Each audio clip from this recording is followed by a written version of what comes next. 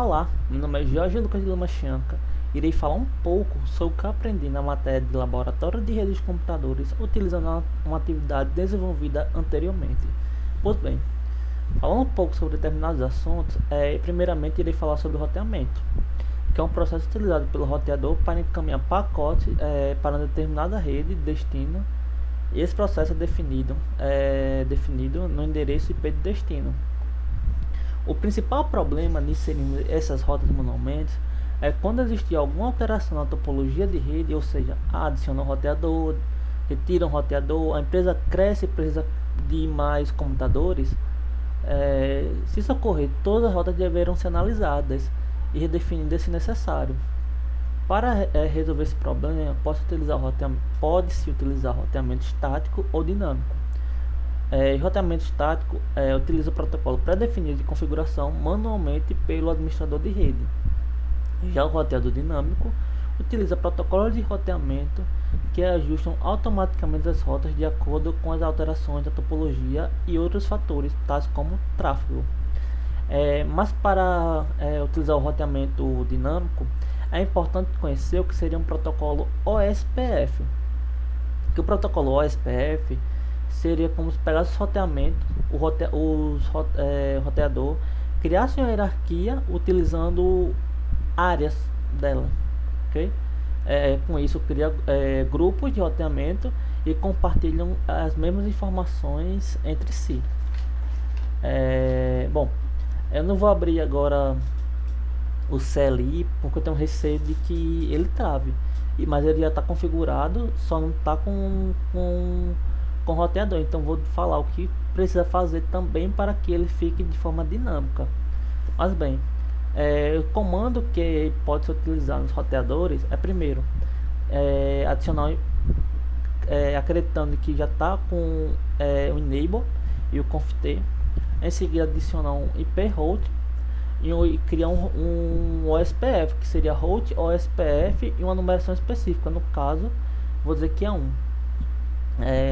uma interface passiva com passiva interface, sei lá, giga internet 0/0. Com isso adiciona um route ID e uma numeração de ID que foi atribuída.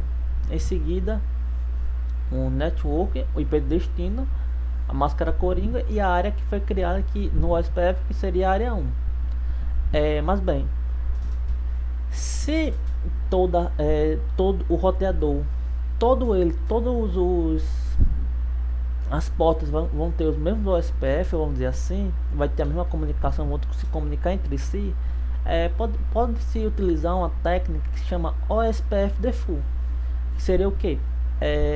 A gente sabe que tudo que for colocado um IP com tudo que for zero, ele será broadcast. Ou seja, então com isso, se colocar um IP route 0.0.0, uma máscara 0.0.0, ele terá a comunicação broadcast, ou seja, vai dizer para o roteador que todos os roteadores com qualquer IP específico terão um OSPF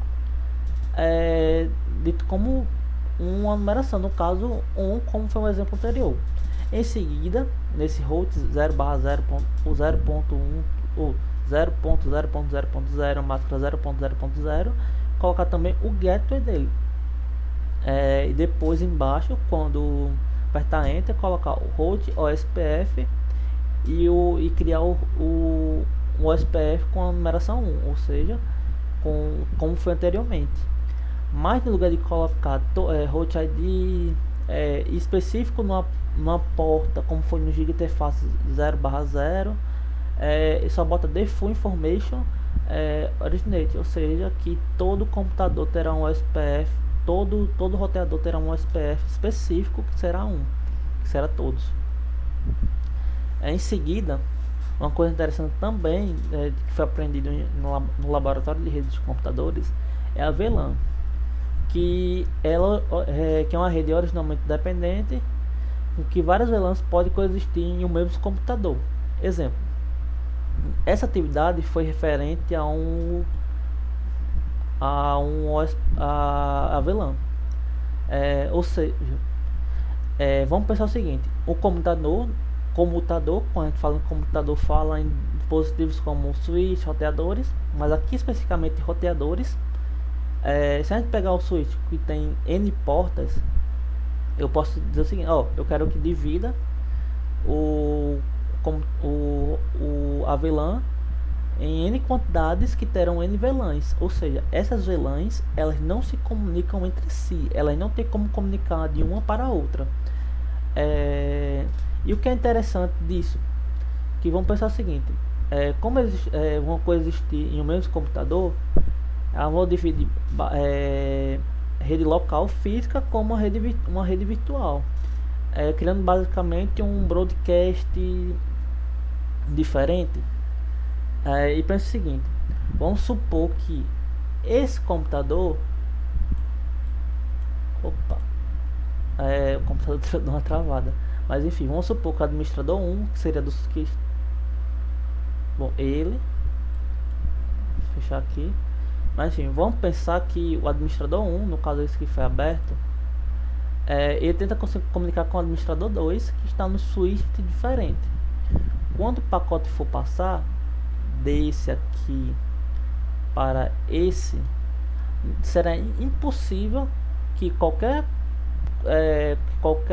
computador, no caso esse tecnologia 1, gestão 1, ou os que estão em cima também, que eles consigam se comunicar. Eles só vão se comunicar se as VLANs forem iguais. Mas bem, como consegue fazer isso por uma configuração no CLI? Primeiro, vamos supor novamente que já foi botado um enable conft. Em seguida vai criar uma VLAN, só colocar VLAN e uma numeração. No caso vamos colocar VLAN 2, porque a VLAN 1 é padrão e não tem como ser alterada. Em seguida colocar um nome qualquer, sei lá, vamos botar administração como um exemplo dado agora. Depois colocar o IP, endereço de IP e a máscara. Quando colocar isso, essa rota aqui vai dizer que é uma VLAN. Ela só vai ter uma VLAN específica, e com o comando que segue a seguida, que é a interface range faixa internet 0/1 traço, que seria tipo até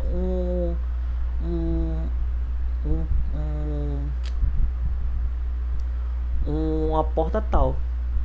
Em seguida colocar um switch mode access VLAN, que VLAN 2, como foi dito antes, claro, que no caso já foi definida a VLAN para as portas, mas com isso ele não consegue se comunicar ainda com o outro switch. Por quê? Porque a porta que foi de um switch para o outro também tem uma VLAN padrão, que é VLAN 1, ou seja, de VLAN 1, VLAN 2 ele não consegue ir para VLAN 1, como foi explicado anteriormente. E para resolver esse problema, eu quero que ele não só passe a VLAN 1, quero que passe a VLAN 2, VLAN 3 em seguida. Então, colocar o que? Colocar que ele seja um modo truncamento. Que o modo truncamento é uma VLAN específica, que passa de um tráfego de todas as VLANs que estão configuradas. Ou seja, vai passar todas as VLANs. E é o que eu quero. Esse comando primeiro para truncar, diz qual é a porta, no caso aqui giga internet 0/0, giga internet 0/1. Em seguida colocar switch port mode truck. Com esse comando, essa porta consegue passar qualquer VLAN que eu quiser. Assim, não só o administrador 1, a VLAN 2, a VLAN 1, a VLAN 5 consegue se comunicar com outro switch, mas nunca com outra VLAN, ok? E vamos pensar o seguinte: aqui embaixo nesse roteador, vamos dizer que tem uma VLAN que também foi atribuída nessa porta, que no caso, como fiz uma suposição quando fosse um roteamento dinâmico, que aqui fosse um servidor. Fazendo isso, eu quero que esse roteador também passe outras VLANs, os pacotes de outras VLANs. Eu vou fazer o que? Usar um comando no roteador que chama encapsulation.1q e a VLAN que eu atribuí, no caso VLAN 2, por exemplo. Então vou dizer o seguinte: pegue todos os pacotes, que estão passando aqui, que estão encapsulados, vai passar obrigatoriamente, pela VLAN 2, e quando chegar nesse servidor ele consegue também retornar os pacotes passando pela VLAN 2, ok? Isso para o roteador. O computador está um pouco lento e espero que ele continue volte a colaborar.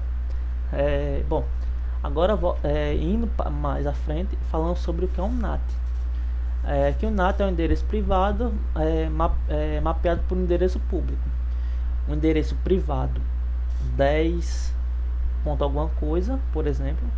Também 198, por exemplo, 192.68, que é o padrão para rede doméstica, creio eu, que seja toda rede doméstica tem SP.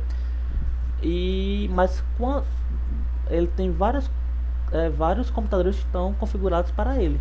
Ou seja, numa casa tem um computador, tem uma televisão hoje com a internet das coisas, tem uma geladeira também, que é impressionante também, o celular, que é um uso pessoal. Então tem várias máquinas que estão conectadas ao roteador, mas a quantidade de IP que existe no mundo é muito pouco.